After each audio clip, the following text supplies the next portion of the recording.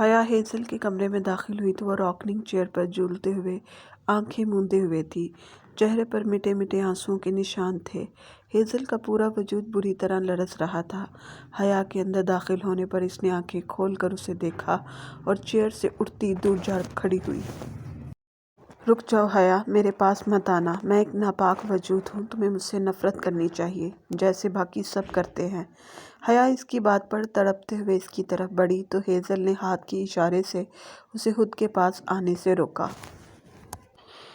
Hazel مت بولو ایسے، تم میرے لیے میری صرف بہن ہو۔ کس نے کہا کہ تم ناپاک وجود ہو؟ جو ایسا سوچتے ہیں ان کے اپنے عمل اور سوچ ناپاک ہے۔ وہ ہیزل کے ساتھ لپٹتی ہوئی رو پڑی۔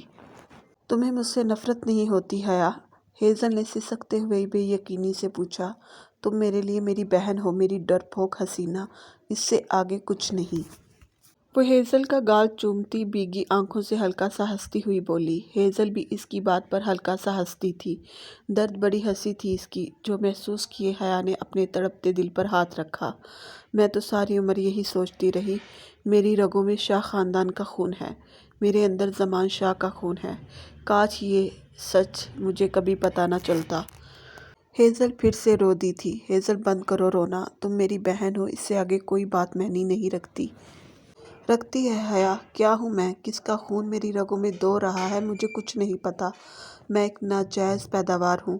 حیا تم ناجائز کا مطلب جانتی ہو؟ جس کا کوئی وجود نہ ہو، جو گندگی کا ڈھیر ہو۔ میرے غرور، میرے وجود پر مان سب کچھ ٹوٹ چکا ہے۔ میری پہچان کیا ہے کچھ بھی نہیں پتہ۔ میری رگوں میں کس کا خون مجھے خود نہیں پتہ۔ میں وہ ناجائز اولاد ہوں جس کی ماں اسے پیدا نہیں کرنا چاہتی تھی، جسے اس کے نانا اپنانا نہیں چاہتے تھے، پھر کیوں کیا پیدا مجھے؟ وہ حیا سے دور ہوتی شدت غم سے چیخی تھی۔ کیا ہوتا حیا، مجھے بچپن میں استنبول کے سمندر میں بہا دیا جاتا، مجھے کسی گندے نالے میں پھینک دیا جاتا اور کچھ نہیں تو کچرے کے ڈبے میں ہی پھینک دیتے جہاں جانور مجھے نوچ نوچ کر کھا لیتے، تب شاید مجھے اتنی تکلیف نہ ہوتی جتنی مجھے آج ہو رہی ہے۔ ہیزل اپنے بازو کو اپنے ہاتھوں کے ناخنوں سے نوچتے ہوئے چیخ پڑی۔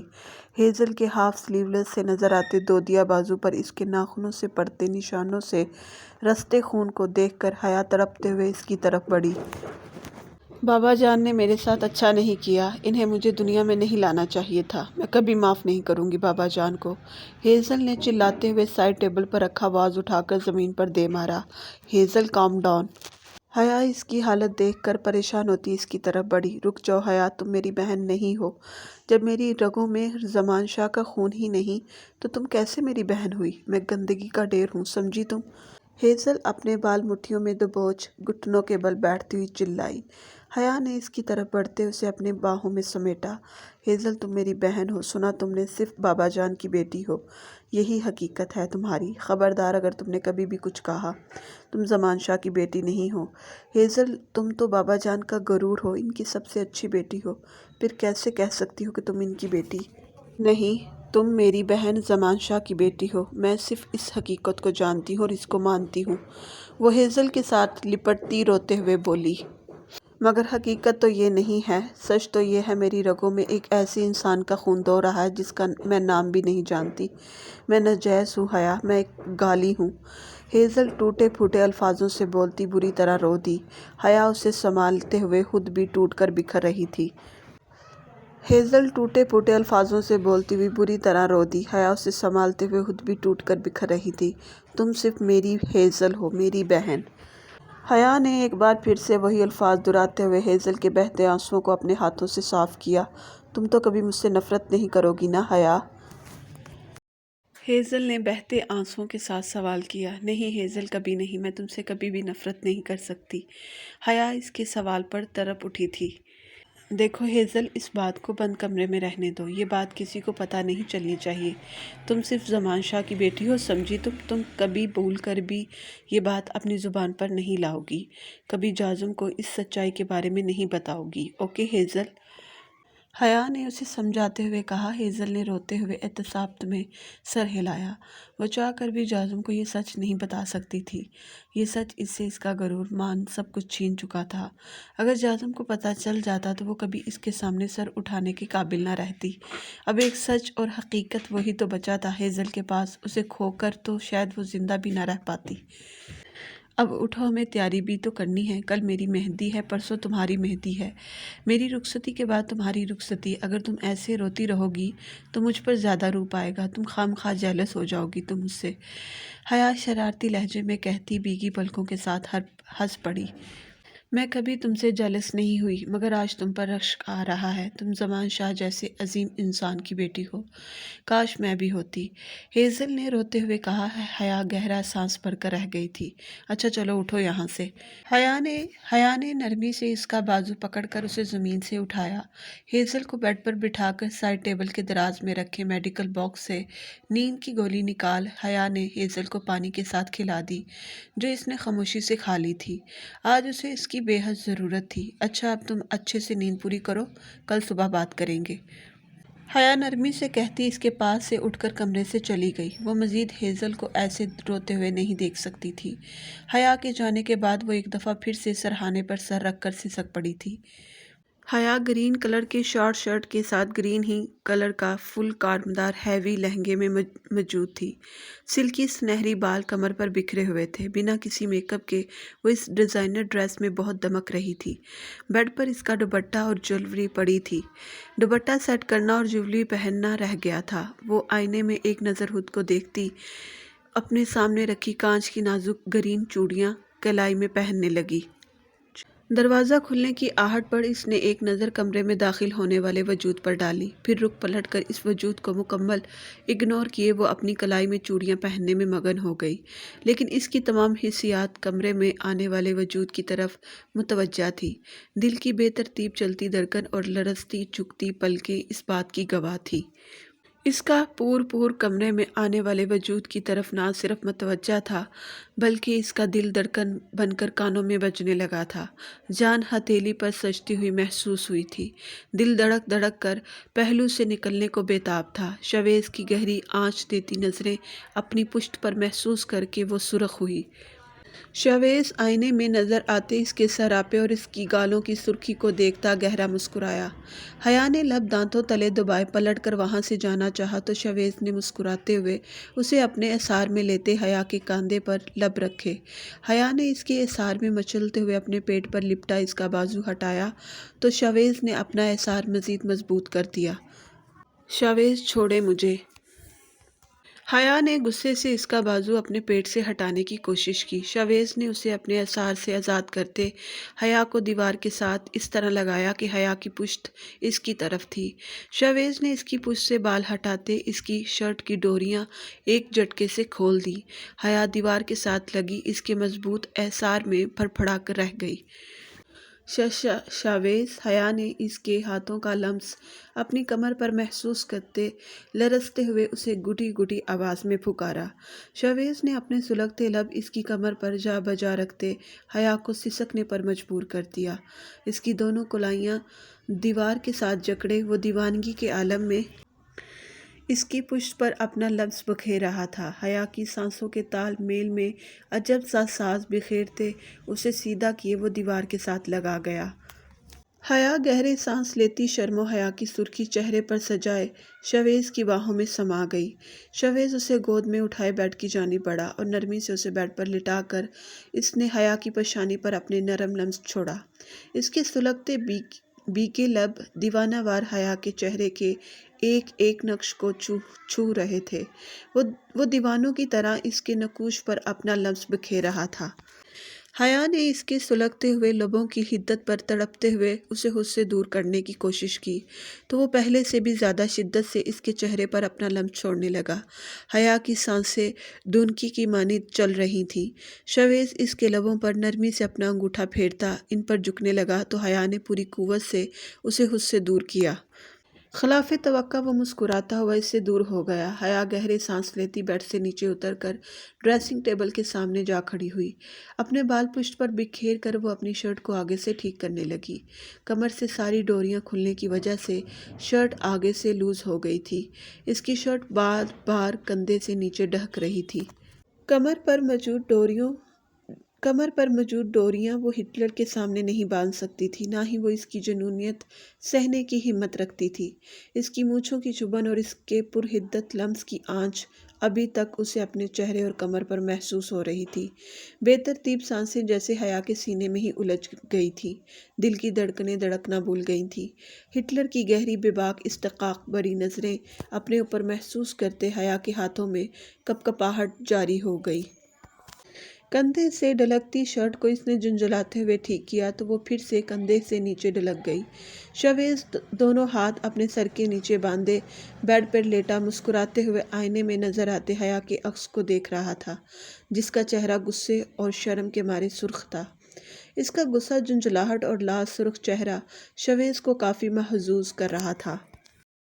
اس کی گہری نظروں کی تپش سے جھنجھلاتے ہوئے حیا نے ڈریسنگ روم کا رخ کیا تاکہ وہاں جا کر اپنی شرٹ کی بیک ڈوریوں کو باندھ سکے، جو یہاں ہٹلر کی موجودگی میں تو بالکل ناممکن تھا۔ شویز نے بیڈ سے اٹھتے ایک ہی جست میں اسے کلائی سے کھینچ کر اپنی باہوں میں بنچا۔ کہاں مائی بیوٹی، مجھ سے بچ کر کہاں جاؤ گی؟ اب جہاں بھی جاؤ گی تمہیں صرف شویز شاہ اور اس کی محبت بڑی جنونیت ہی ملے گی۔ شویز نے اس کے چہرے کو اپنے ہاتھوں کے پیالوں میں بڑھتے باری بوجھل آواز میں بولتے اس کے گلابی یاقوتی لبوں پر اپنے تشنہ لب رکھے۔ شویز کی شدت پر وہ پوری طرح مچل اٹھی تھی۔ حیا کو لگ رہا تھا جیسے شویز آج اس کی سانسیں چرا کر اس کے ہونٹوں پر اپنی شدت کا ایسا گہرا رنگ چڑھائے گا جو وہ کبھی اس کی شدت کی سرخی اپنے لبوں سے مٹا نہیں سکے گی۔ اس نے شویز کے اعصار میں بری طرح مچلتے اس سے دور ہونا چاہا۔ شویز ایک ہاتھ سے اس کی کمر پر اپنا اعصار مضبوط کرتا، دوسرا ہاتھ اس کے بالوں میں پھنسائے پہلے سے بھی زیادہ جنونیت دکھانے لگا۔ اس کے لمس پر حیا کی آنکھوں سے آنسو ٹوٹ کر رخسار پر بہنے لگے۔ شویز نے اپنی مرضی کرتے اس کے لبوں پر اپنی شدت کا گہرا رنگ چڑھا کر حیا کو آزادی بخشی تو وہ نڈال سی اس کی باہوں میں سمائے گہرے سانس لیتی اپنی بے ترتیب سانسوں کو درست کرنے لگی۔ وہ اس کے چہرے کو اپنے دونوں ہاتھوں میں بڑھتا اس کے بہتے آنسوؤں کو اپنے لبوں سے چننے لگا۔ ہے مائی بیوٹی، مائی لو، کیا ہوا؟ شویز نے اس کے لبوں پر اپنا انگوٹھا نرمی سے پھیرتے اپنے دانتوں تلے دبائے شرارتی لہجے میں سوال کیا۔ شویز یہ کیا تھا؟ آپ تو میری سانسوں کے دشمن بن گئے۔ وہ روحان سی ہوئی تو شویز کا برجستہ قہقہ گونجا۔ میری سنہری تتلی، یہ تو صرف ٹریلر تھا، پکچر میں تمہیں کل رات دکھاؤں گا، شویز نے ذومعنی انداز میں کہتے آنکھ ماڑی تو حیا مزید روحان سی ہوئی تھی۔ آپ مجھے ڈرا رہے ہیں شویز؟ وہ اس کے اعصار سے نکلتی بولی۔ بالکل نہیں مائی بیوٹی، ڈرا تو نہیں رہا، صرف تمہیں ذہنی طور پر تیار کر رہا ہوں، میری کم سن حسین بیوی۔ شویز نے اس کے بال نرمی سے کان کے پیچھے کیے اور جھک کر اس کی کان کی لو کو کاٹا۔ حیا سسک کر رہ گئی تھی۔ شویز اس کی بھیگی آنکھوں کو دیکھ کر گہرا مسکرا اٹھا۔ کل رات اور اس کے بعد آنے والی ہر رات، ہر پل، ہر لمحہ تم میری باہوں میں گزارو گی، ایک پل کے لیے بھی تمہیں مجھ سے دور نہیں کروں گا۔ شویز نے حیا کی کلائی کھینچتے اس کی پشت کو اپنے سینے کے ساتھ لگائے اس کے پہلو میں اپنے ہاتھ سختی سے جمائے۔ اس نے حیا کے کاندھے پر اپنے سلگتے ہوئے لب رکھے تو وہ اپنی آنکھیں میچ گئی۔ شویز نے اس کی کمر پر جا بجا بہت نرمی سے اپنی محبت کی مہریں ثبت کیں۔ حیا آنکھیں بند کیے گہرے سانس لیتی اس کا آنچ دیتا دہکتا ہوا لمس برداشت کر رہی تھی جو کہ اس کی سانسوں کو ناہموار کر چکا تھا۔ شویز نے اس کی شرٹ کی تمام ڈوریاں نرمی سے باندھ کر اسے سیدھا کیا اور حیا کی پیشانی پر اپنا لمس بکھیر کر اسے اپنی باہوں میں مضبوطی سے بنچے سکون سے آنکھیں موند لیں۔ کیسے گزرے گی جان آج کی رات تمہارے بغیر؟ جی کر رہا ہے تمہیں ابھی اسی وقت رخصت کروا کر اپنے کمرے میں لے جاؤں، تمہیں اپنے پیار کی بارش میں پوری طرح بھگو کر تمہیں بتاؤں کہ تمہارا شویز تم سے کتنی محبت کرتا ہے۔ بہت پیار کرتا ہوں میں حیا تم سے، جان ہو تم میری سانسوں، یہاں تک کہ میری روح تک میں سما چکی ہو۔ تم سے اب ایک پل بھی دوری میری جان پر بن رہی ہے مائی لو۔ شویز اسے اپنے سینے کے ساتھ لپٹائے بوجھل گمبھیر آواز میں بولتا اپنے تمام جذبات الفاظ کی صورت میں حیا پر نچھاور کر رہا تھا۔ حیا شرمیلی مسکان کے ساتھ اس کے سینے میں سمائے اس کے دل کی دھڑکنوں کو سنتی شویز کی باتوں پر یقین کر رہی تھی۔ بہت خوبصورت لگ رہی ہو۔ شویز نے نرمی سے اسے خود سے الگ کرتے اس کے چہرے کو باغور دیکھتے کہا۔ بیڈ سے دوپٹہ اٹھا کر اس نے حیا کے سر پر اڑایا تو حیا کا گلابی چہرہ گرین دوپٹے کے ہالہ میں دمک اٹھا تھا۔ اف! شویز نے اسے دیکھتے سرد آہ بھری تو حیا کھلکھلا کر ہنس پڑی۔ ہنس لو میری حالت پر، کل رات تمہیں میری باہوں میں تمہیں رونا ہی ہے، شویز نے ذو معنی انداز میں کہتے اسے چھیڑا۔ شویز آپ مجھے ڈرا رہے ہیں، یہ نہ ہو میں رخصتی سے انکار کر دوں، حیا نے روحانسی ہوتے دھمکی دی۔ وہ سچ میں شویز کی باتوں اور اس کی دیوانگی سے ڈر گئی تھی۔ اس کی ذرا سی قربت سے حیا کی جان نکلنے کے قریب ہو جاتی تھی۔ وہ کیسے شویز کی جنون خیزیاں سہے گی، یہ سوچ کر اس کی نازک جان ڈرنے لگی تھی۔ شویز نے اسے خود کے قریب کرتے دوبارہ اس کی سانسوں پر قبضہ جمایا۔ اچھی طرح اس کی سانسوں سے کھلواڑ کرنے کے بعد اس نے حیا کو خود سے دور کیا اور اپنی سانسیں ہموار کرتی بیگی شکوہ کنان نگاہوں سے اسے دیکھنے لگی۔ جب جب مجھ سے دور جانے کی بات کرو گی تب ایسے ہی تمہیں سزائیں ملتی رہیں گی۔ وہ سنجیدگی سے کہتا نرمی سے اس کی کلائی میں چوڑیاں پہنانے لگا۔ حیا نے نورٹھے انداز میں اپنی کلائی چھڑوانی چاہی تو شویز اس کی کلائی پر مزید اپنی گرفت مضبوط کرتا اسے چوڑیاں پہنانے لگا۔ مجھے آپ سے بات نہیں کرنی شویز، آپ نے کتنی آسانی سے کہہ دیا تھا کہ میں آپ کے اور آپ کی بہن کے معاملات میں نہ بولوں۔ حیا نے بھیگے لہجے میں شکوہ کیا جس کی وجہ سے وہ کل سے شویز سے ناراض تھی۔ سوری جان، غصے میں تھا، آئندہ ایسا نہیں ہوگا۔ شویز نے اس کی معصومیت سے بھرے شکوے پر پیار سے اسے دیکھتے حیا کی ہتھیلیوں کو چوما۔ اتنی آسانی سے نہیں مانوں گی میں، حیا نے نورٹھے انداز میں ایک ادا سے کہا تو شویز کی مسکراہٹ گہری ہوئی۔ اچھا تو پھر کیسے مانو گی؟ شویز نے لب دانتوں تلے دبائے پوچھا۔ اس کی ادا پر وہ نثار ہوا تھا۔ آپ مجھے یہ نیل پینٹ لگائیں۔ حیا نے ڈریسنگ ٹیبل سے نیل پینٹ اٹھا کر شویز کو پکڑایا تھا۔ اچھا بس اتنی سی بات؟ شویز نے اسے باہوں میں اٹھائے بیڈ پر لا کر بٹھایا اور خود اس کے سامنے بیٹھ گیا۔ شویز نے نیل پینٹ کی شیشی کھول کر اس کا برش پکڑتے حیا کے ہونٹوں کے سامنے کیا۔ شویز یہ کیا کر رہے ہیں؟ حیا نے آنکھیں پھیلائے اس کی حرکت دیکھی۔ تم نے خود ہی تو کہا ہے میں یہ تمہیں لگاؤں، اس نے شرارتی لہجے میں کہتے حیا کے تاثرات سے خطا اٹھاتے اپنا لب دانتوں تلے دبایا۔ شویز یہ نیل پینٹ ہے، اسے ہونٹوں پر نہیں لگاتے۔ حیا نے جھنجھلاتے ہوئے سے نیل پینٹ لیا۔ اچھا پھر کہاں لگاتے ہیں؟ شویز کے معصومیت بڑے سوال پر حیا کا دل کیا کہ اس کے منہ پر سارا نیل پینٹ انڈیل دے، جسے اتنا نہیں معلوم کہ نیل پینٹ ناخنوں پر لگاتے ہیں۔ نیل پینٹ ہے تو نیلز پر ہی لگے گی نا، وہ نورٹھے لہجے میں کہتی نیل پینٹ اپنے پاؤں کے ناخنوں پر لگانے لگی۔ شویز نے مسکراتے ہوئے اس کے ہاتھ سے نیل پینٹ لیا اور اس کے پاؤں کے ناخنوں پر بڑے احتیاط سے لگانے لگا۔ شویز کو پرفیکٹ انداز میں نیل پینٹ لگاتے دیکھ وہ بہت حیران ہوئی۔ شویز آپ نے نیل پینٹ لگانی کہاں سے سیکھی؟ حیا نے روحانسی ہوتے مشکوک لہجے میں پوچھا اور وہ بالکل پرفیکشن سے نیل پینٹ لگا رہا تھا۔ اتنی اچھی طرح تو وہ خود بھی نہیں لگا سکتی تھی۔ حیا کا مشکوک ہونا تو بنتا تھا۔ وہ کیا ہے نا حیا، اپنی کمپنی کی ماڈلز کو نیل پینٹ لگاتے لگاتے مجھے لگانی آ گئی۔ وہ حیا کا مشکوک لہجہ محسوس کرتا زچ ہوتا بولا۔ شویز آپ ماڈلز کو نیل پینٹ لگاتے ہیں؟ I can't believe this. حیا نے غصے سے اپنے پاؤں کھینچے۔ وٹ دی ہیل حیا، اس میں کیا لاجک سائنس ہے جو مجھے سیکھنی پڑتی؟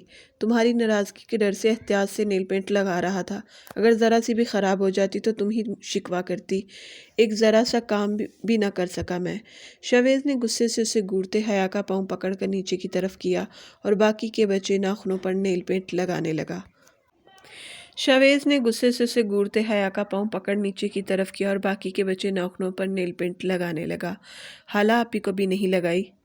اس کے سوال پر وہ لب بنچ کر اسے دیکھنے لگا۔ شویز شاہ نے اپنی ماں کے بعد جس عورت کے پاؤں کو چھوا ہے وہ صرف اس کی حیا ہے۔